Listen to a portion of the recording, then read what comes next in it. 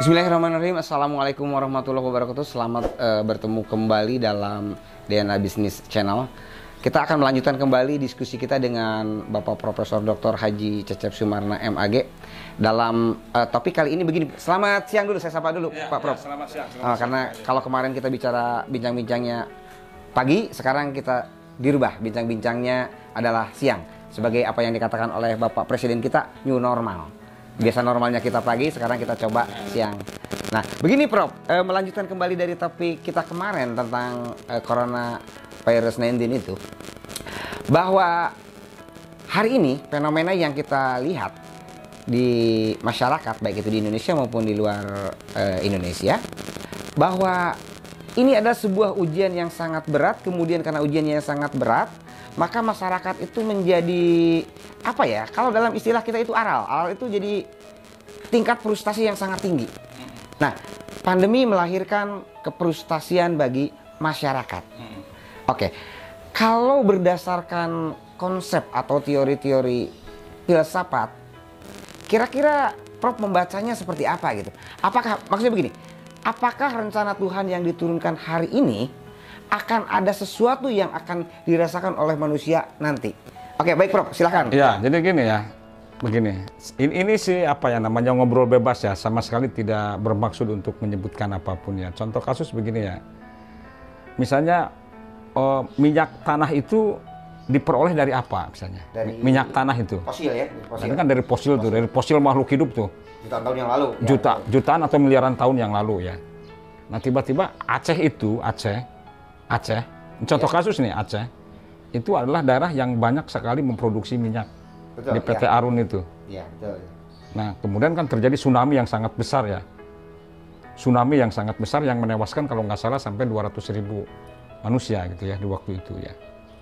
Nah, tentu kita prihatin dengan itu, tetapi apa maksud Tuhan mengapa terjadi tsunami?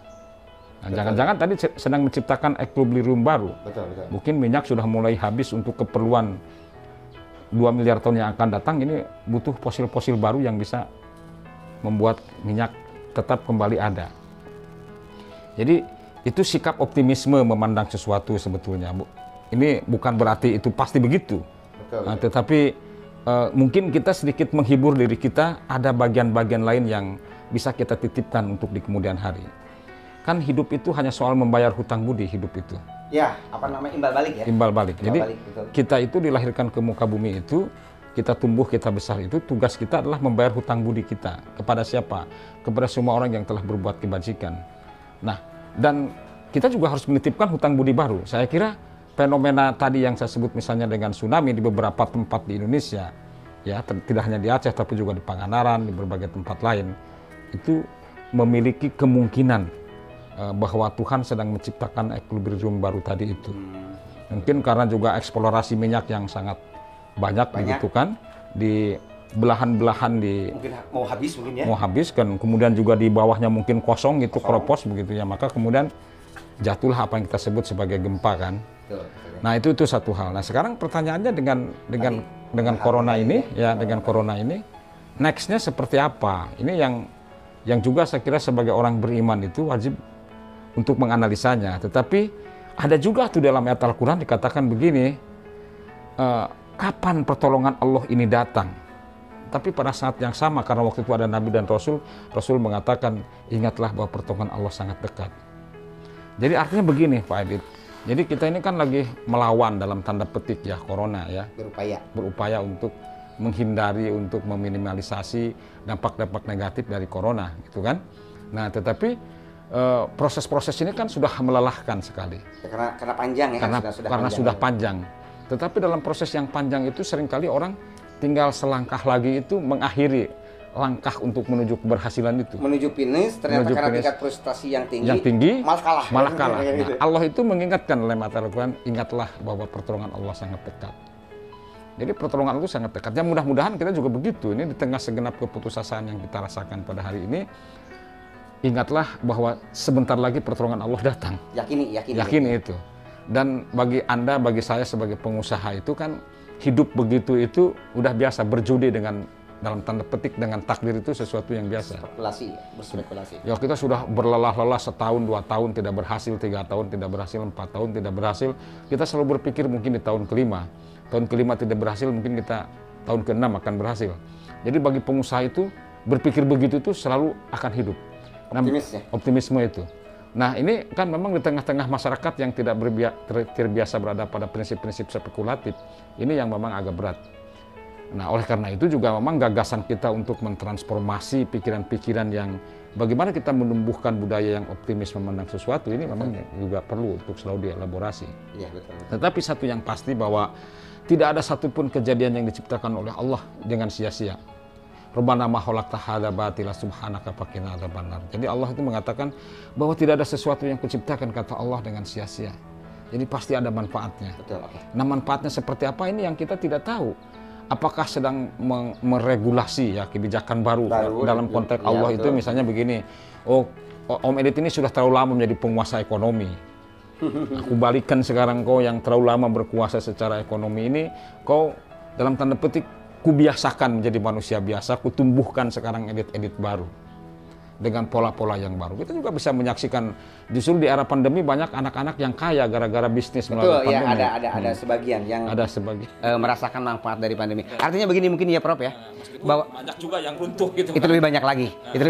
Jadi mungkin begini Prof ya, kita harus meyakini bahwa Allah menurunkan COVID ini bukan sebuah bentuk keisengan semata.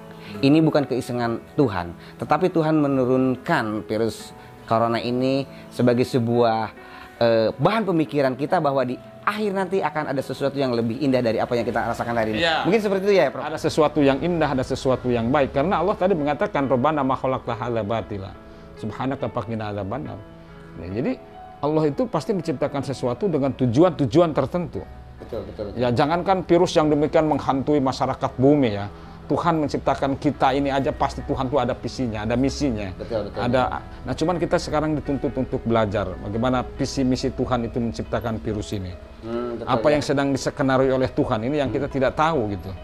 Dan ini saya kira perlu belajar semuanya, jangan sampai saling menyalahkan. Nah itu masalahnya Prof. Jadi gini, fenomena yang terjadi di masyarakat ini tadi, ada yang mengatakan ini buatan lah, ada yang mengatakan bahwa konspirasi lah. Artinya tadi di sini telah terjadi satu penghakiman, menyalahkan orang yang tanpa alasan, tanpa tadi mereka mengeluarkan seperti itu juga bukan berarti tanpa alasan yang sia-sia, Prof.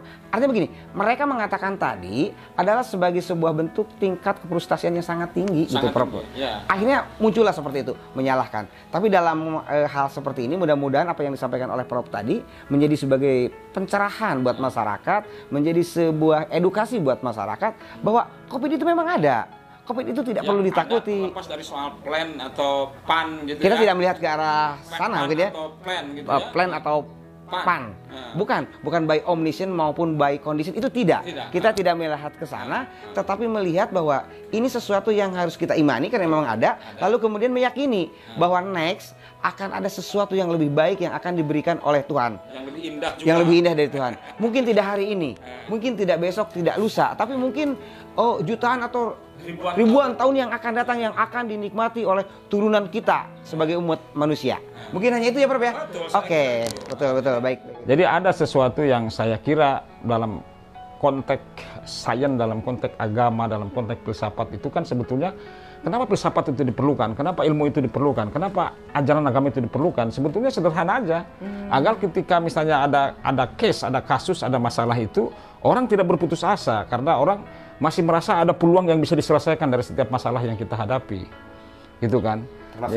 Termasuk kondisi hari ini. Coba saya tidak membayangkan kalau tidak ada COVID, mungkin saya kesana kemari sudah naik helikopter itu. Betul. Kalau tidak ada COVID ini, saya dan mungkin begini juga Prof, tetangga saya yang usaha catering, dia omsetnya lebih tinggi ketika masa pandemi ini dibandingkan sebelumnya. Mungkin itu hikmah tadi ya.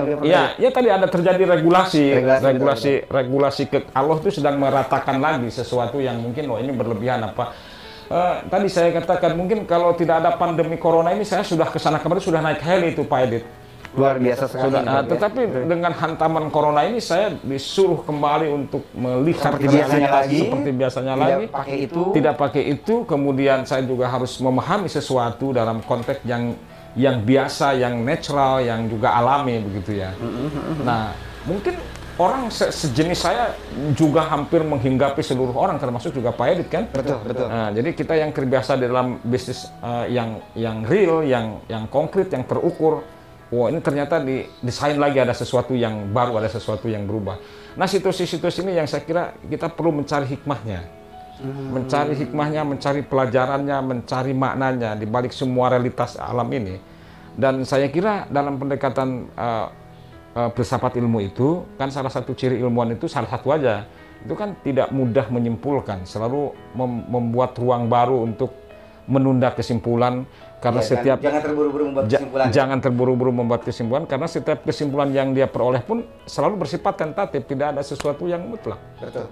Nah, ini saya kira yang perlu untuk diinikan, ya baik yang pro terhadap pandemi ataupun yang kontra terhadap pandemi, saya kira ini perlu dibuat persepsi yang sama. Yang jelas dan pasti saya kira ini yang sudah mendesak hari ini sih, bagaimana agar otak umat manusia ini terhibur kembali, jangan terus dibayang-bayangnya oleh rasa ketakutan yang sangat mendasar. Dan bentuk hiburan atau bentuk kata-kata motivasi yang tepat buat kita adalah sabar ya, Prof. Sabar ya. Tapi sabar bukan berarti bentuk selesainya upaya perlawanan itu juga bukan ya? Bukan ya? Bukan. Dan insya Allah matahari besok masih bisa bersinar. Oke, baik. Terima kasih Prof. Ini bincang-bincang kita kali ini sangat jadi luar biasa. Mohon maaf ya, dengan ilmu itu matahari akan tetap bisa bersinar di besok pagi. Sangat luar biasa. Dan secara filosofi, kalau matahari besok tidak terbit, kiamatlah yang ada. Berarti tinggal ada dua pilihan. Mau senyum menyambut matahari atau mau kiamat? Mau kiamat. Nah, kalau kiamat semuanya hancur. Selesai semua ya. Oke. Terima kasih Prof ya, bincang-bincangnya sangat menarik. Semoga kita bisa ketemu kembali dalam pembahasan selanjutnya.